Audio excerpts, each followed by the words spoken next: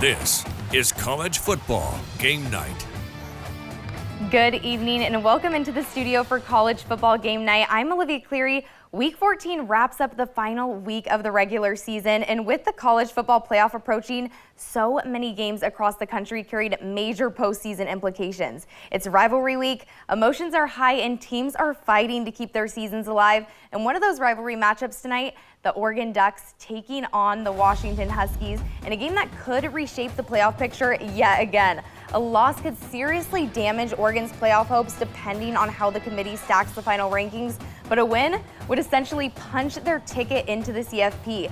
And while this matchup is always heated, it carries a little extra weight for Oregon head coach Dan Lanning, who opened his first 3 seasons with 3 straight losses to Washington before finally grabbing his first rivalry win last year. So let's head out to Husky Stadium.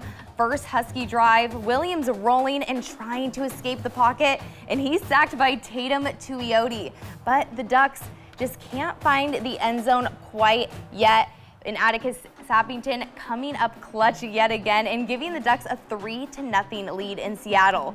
And just a couple of Oregon drives later, the offense still searching for some rhythm. Dante Moore taken down by Dylan Robinson. A huge sack there for Washington. The Huskies driving deep into Oregon territory, but Williams fires and is picked off by Jaden Kennedy. His second straight game with an interception. Second quarter now, 4th and short, and it's Noah Whittington. He picks up the first down, driving the Ducks right near the goal line. And just a couple plays later, Moore fakes out the defense and the camera and powers in for a 1-yard touchdown. That'll make the Ducks lead 10-0. Then Atticus Sappington would, of course, drill a field goal to extend the lead to 13-0. And in the final minutes of the second quarter, the Huskies finding some life. Williams connects with Desmond Roebuck all the way down to the Oregon 3-yard line. But just moments later, Williams Jr., the quick dart to Denzel Boston, and just like that, Washington gets on the board. Oregon controlled most of the first half to take a 13-7 lead into the break.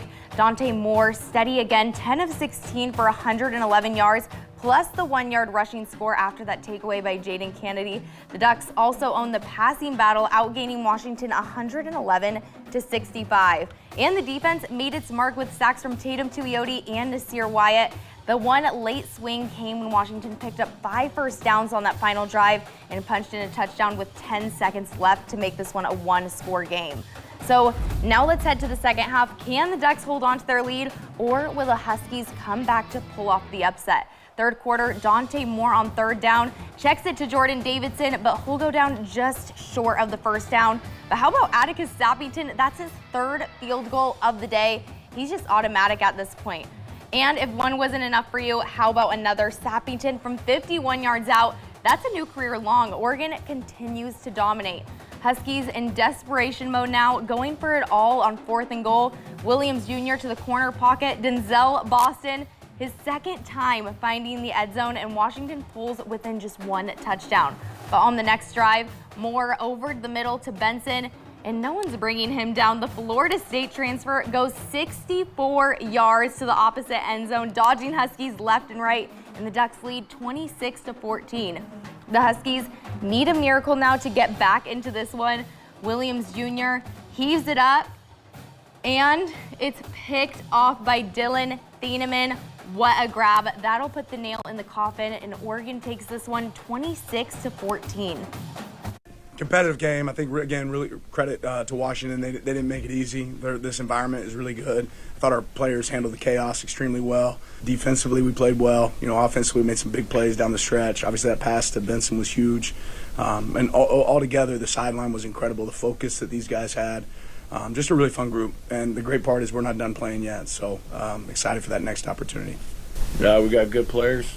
That simple? Yeah, and we got great coaches and great players. The coaches put in a scheme for us and a game plan, and we execute it. Obviously he got out a couple times, like I said, and got away, but he's a great football player, and our D line and back end plastered. Starts obviously up front with the D line, but without great coverage, obviously they got to be covered downfield in order to get to them. So just all around good coaching, good defense. So Oregon goes on the road and locks up its spot in the college football playoff with a 26-14 win over Washington. Dante Moore was sharp, 20 of 29 for 286 yards, a touchdown through the air, and another on the ground, while Atticus Sappington delivered 4 field goals, including a career-long 51-yarder. And that Oregon defense is good as advertised. 2 interceptions, 4 sacks, and they held the Huskies to just 129 passing yards. Sports director Brett Taylor was in Seattle for the matchup and has more on the Ducks win and what it means moving forward in our coverage, sponsored by Mackenzie Williams Medical Center. Well, it was everything Oregon Duck fans could have asked for to close out the 2025 college football regular season. A statement win against the program's biggest rival in Washington on the road in their house, closing the chapter on the mistakes made here just 2 seasons ago and turning the page as the Ducks now get ready for another postseason trip. I told the players before the game, I said, history's great, but what's more fun is writing history, right? And we got to write some history today, which is awesome. It's always more fun to be on the side of history that wins. For Oregon football up in Seattle, it's been few far in between. But on this Saturday, things would be different. The Ducks did not crumble under the pressure or lose containment of their emotions. They controlled the moment from kickoff to the final play of regulation. Feels pretty good.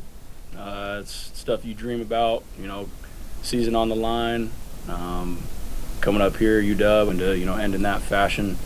With these guys by my side, it's pretty dang special. In the Ducks' 26-14 win over the Huskies, it seemed like every player had a big-time moment, from the offense to the defense, and especially on special teams. It's awesome, just coming up here and, in a tough environment, and, that's a great team, and, they held us to a lot of field goals, but at the same time, it's my job to go out there and deliver, and, I was just super blessed that Coach Lane trusted me to go out there and bang the kicks. There's a lot this Oregon squad has accomplished this season, despite the hurdles and the injuries they've had to overcome. But with several weeks to rest up and get healthy, this team could become even more dangerous with the postseason on the horizon. There's only 12 teams in the nation that get to keep playing, right? I mean, some other can play, but in the real one, and we get the opportunity to do that, so I'm excited about that. Well, while the screams, the yells, and the chant fall silent here at Husky Stadium, what comes next for Oregon football will be decided by the College Football Playoff Committee. Will the Ducks host their first ever college football playoff game inside the walls of Autzen Stadium? Or could the right pieces fall into place to give the Ducks a top 4 seed and a bye week to rest and recover? Time will only tell. Reporting in Seattle in our coverage sponsored by Mackenzie Williams Medical Center, I'm Brett Taylor. Thank you, Brett. And the Ducks, not the only ones in a rivalry battle today, but Oregon State looking to finish what's been a rough season on a more positive note, taking on Washington State in Pullman. It's the last game of the season, and Oregon State looking to take down Washington State in round 2 between the Beavers and the Cougs. The Beavers aiming for a season sweep. So let's head to the first quarter. The freshman Tristan Tia making his first career start, and he connects with Walker, but fumble, Washington State gets the ball back. And after a field goal, the Cougs up by 6, looking to extend that lead, and it's Kirby Voorhees. He finds the end zone. Washington State up 13-0. The Beavers trying to claw their way back into this one. Tia drops back, fires, but it's intercepted. Caleb Francel with the grab there. The pass intended for Carson Boschma, but just couldn't quite make it. And before the end of the half, it's Washington State again. The short pass to Trey Lechner gets the job done, and the Cougs head into the locker room with a 19-point lead. Oregon State just struggling to find any rhythm. Freshman quarterback Tristan Tia, making his first career start, showed flashes, but also the growing pains, completing 9 of 17 passes for 84 yards and throwing an interception. He's also been under plenty of pressure, sacked twice by this Washington State defense. The Beavers' most consistent weapon has been Anthony Hankerson, who's turned out 42 yards on 9 carries. But overall, Washington State has controlled the game, outgaining the Beavs 234 to 116 in total yardage, as Oregon State searches for answers heading into the second half. So to the second half we go, 5 minutes to go in the third quarter. That's Zevi Zekhaus who takes it deep back right through the middle, Oregon State defense, and punches it in. And here we go, 25-0. Now the Cougs are picking up right where they left off. And in the final minute of the third quarter, Tia looking to make something happen here, and he takes a shot, looking for Eddie Freehoff, But just look at this interception, a leaping grab for Colby Humphrey, just nothing going right for the Beavs today. The Cougars take over possession heading into the fourth. 5:49 remaining in this one. OSU still trailing 25-0 when Tristan Tia steps up and fires one to Trent Walker in the end zone, and the Beavers are officially on the board. They would go for two, making it 25-8 heading into the final minutes. But Washington State was not done. Just too much for the OSU defense to handle. Angel Johnson gets in on the party, and Washington State comes out on top 32-8. The Cougars take down the Beavers. And with today's loss, the Oregon State Beavers close out the season at 2-10. That's their lowest win total since 1970. Washington State's defense really stepped up, stuffing the run game that's been a key part of Oregon State's offense over the past couple of seasons. The Beavers managed just 48 yards on the ground compared to 186 for the Cougs. But there is a bright spot to take away. Freshman quarterback Tristan Tia making his first career start. There were some growing pains like we saw, but he finished 28 of 41 for 240 yards and a touchdown, giving the Beavs something to potentially build on as they look ahead to next season. Now, coming